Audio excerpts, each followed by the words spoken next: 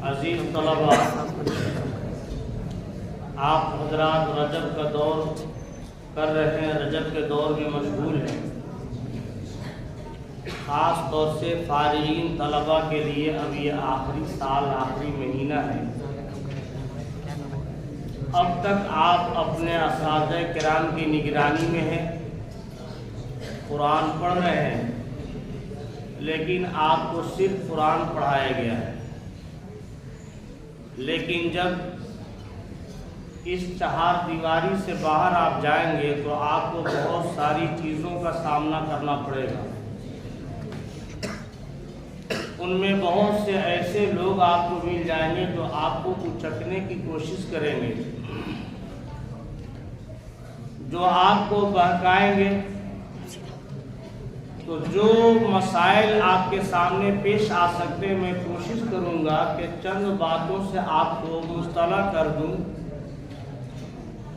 تاکہ آپ کو کوئی الجھا نہ سکے، کوئی پریشان نہ کر سکے۔ انہی چیزوں میں سے ایک مسئلہ ہے مقلد اور غیر مقلد کا۔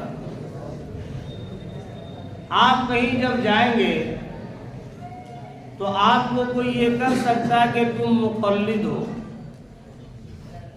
اور جو مقلد ہوگا وہ مشرک ہوگا۔ ایسے بھی لوگ ملیں گے جو مقلد کو مشرک کہا کرتے ہیں۔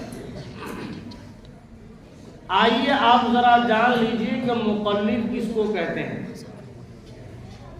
مقلد کا لغوی معنی ہے تقلید کرنے والا۔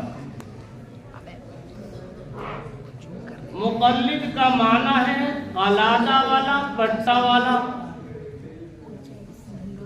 گویا کہ اصطلاحی اعتبار سے، فقہ اور اصول فقہ کے اعتبار سے مقلد اسے کہا جاتا ہے جو چار ائمہ ہیں، جنہیں ائمہ اربعہ کہا جاتا ہے۔ ان چاروں اماموں میں سے کسی ایک کو اپنا رہنما بنا لینا کہ وہ جو قرآن اور حدیث کے مسائل ہمیں بیان کریں گے، ہم ان کی پیروی کریں گے۔ قرآن اور حدیث سے جو مسائل کا استنباط اور استخراج کیا ہے، ان میں ہم انہیں اپنا امام تسلیم کرتے ہیں۔ تو جو امام کو تسلیم کرتا ہے، اپنا امام مانتا ہے، تو ان کو مقلد کہا جاتا ہے۔ اب وہ مقلد، اب اس کی جمع استعمال کریں گے مقلدین۔ احناف مقلدین ہیں، شوافع مقلدین ہیں، حنبلی مقلد ہیں۔ تو خواہ وہ شوافع ہو، احناف ہو، حنابلہ ہو، جو بھی ہو، چار امام ہیں۔ حضرت امام اعظم ابو حنیفہ رحمۃ اللہ علیہ کی جو تقلید کرتا ہے اس سے حنفی المسلک کہتے ہیں۔ جو حضرت امام شافعی علیہ الرحمہ کو اپنا امام اور پیشوا مانتا ہے مسائل کے سلسلے میں، انہیں شافعی المسلک کہا جاتا ہے۔ جو حضرت امام مالک علیہ الرحمہ کو مانتا ہے، جو ان کی تقلید کرتا ہے، اس سے مالکی کہا جاتا ہے۔ اور جو امام احمد ابن حنبل رحمۃ اللہ علیہ کے مسلک کا پیروکار ہو، جو امام احمد ابن حنبل رحمۃ اللہ علیہ کو اپنا امام مانتا ہے، اس سے حنبلی المسلک کہتے ہیں۔ یہ چار ائمہ ہیں، یہ سب مقلدین کہلاتے ہیں۔ ان چاروں اماموں کے علاوہ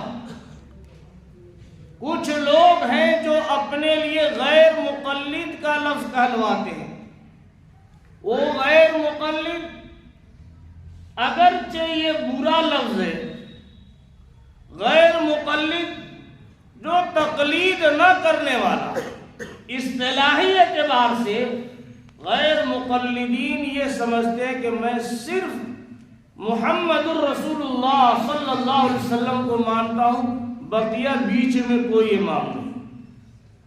اماموں کا مسئلہ صاف کر دیا، راستہ صاف کر دیا کہ ہم کسی کی تقلید نہیں کرتے، ہم ڈائریکٹ نبی کریم صلی اللہ علیہ وسلم جو حدیث میں جو بات ملے، قرآن میں جو ملے اسے میں مانوں گا، تیسری چوتھی کوئی چیز نہیں مانتا۔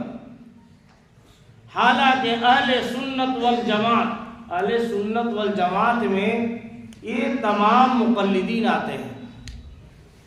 اہل سنت والجماعت کا معاملہ یہ ہے کہ وہ تو تقلید کرتے ہی ہیں، اور ہر انسان کو اپنے کسی ہر انسان کو شریعت کے متبحر عالم، جنہیں شریعت میں مہارت تامہ حاصل ہو، ان کو اپنا امام ماننا چاہیے، اسی میں عافیت ہے۔ اور جو غیر مقلدین حضرات ہیں جن کا دعویٰ کہ میں نہیں مانتا، وہ ان کا دعویٰ بھی غلط ہے۔ غلط کس اعتبار سے؟ وہ کہتے ہیں کہ میں کسی امام کی تقلید نہیں کرتا، حضور صلی اللہ علیہ وسلم فرماتے اس سے میں لیتا ہوں۔ حالانکہ وہ اپنے ائمہ کو، اپنے بڑے عالم کو اپنا مقتدا مانتے ہیں، تسلیم کرتے ہیں۔ کوئی شخص تقلید کے بغیر کسی کو بھی چارہ کار نہیں۔ کوئی اگر کہتا کہ میں غیر مقلد ہوں، وہ جھوٹا ہے۔ کیسے جھوٹا ہے؟ قرآن ہو یا حدیث ہو، مسائل ہو، بغیر کسی کے جانے ہوئے، بغیر کسی کو سہارا بنائے ہوئے، کوئی ڈائریکٹ حضور صلی اللہ علیہ وسلم کے قول سے فائدہ اٹھا ہی نہیں سکتا۔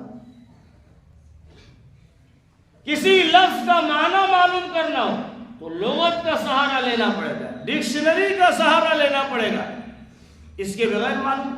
کوئی بھی غیر مقلد آپ سے یہ کہتا کہ میں غیر مقلد ہوں، تو آپ کہیے کہ ذرا قرآن یا حدیث کا ترجمہ تم خود ہی کر کے دکھاؤ، اور ترجمہ میں کسی بھی لغت والے کا سہارا نہیں لینا ہے، کوئی نہیں کر سکتا۔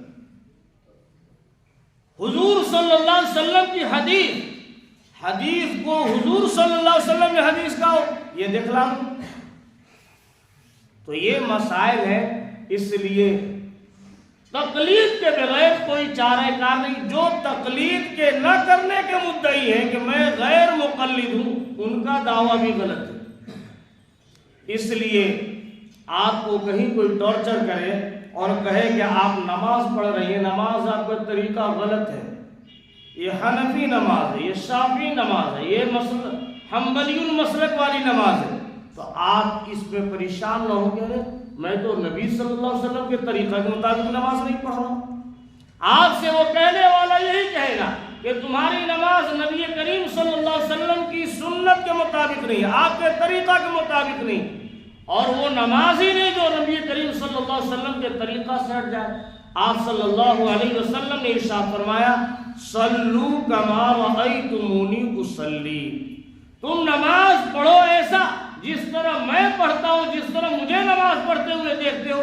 تو نبی کریم صلی اللہ علیہ وسلم کے طریقہ کے مطابق جو نماز پڑھی جائے وہ نماز تو صحیح ہوگی، لیکن حضور اکرم صلی اللہ علیہ وسلم کے طریقہ سے ہٹ کر جو نماز پڑھی جائے وہ نماز صحیح نہیں ہو سکتی۔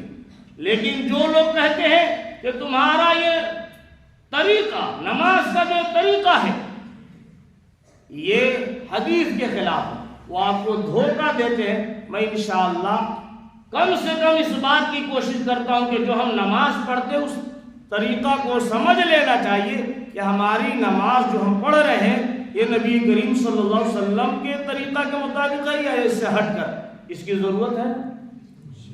انشاءاللہ میں کوشش کروں گا کہ تھوڑی تھوڑی بات کر کے ایک ایک مسئلہ آپ کے سامنے رکھوں، اور دلائل کی روشنی میں آپ اس کو یاد بھی کریں گے کہ نماز میں ہاتھ کیسے باندھنا ہے، نماز کیسے پڑھنا ہے، ان کو آپ کو سیکھنا ہوگا۔ انشاءاللہ میں کوشش کروں گا کہ نماز کا طریقہ بھی حضور اکرم صلی اللہ علیہ وسلم کی حدیث کے موافق آپ کو بتلاؤں۔ وما علینا الا البلاغ۔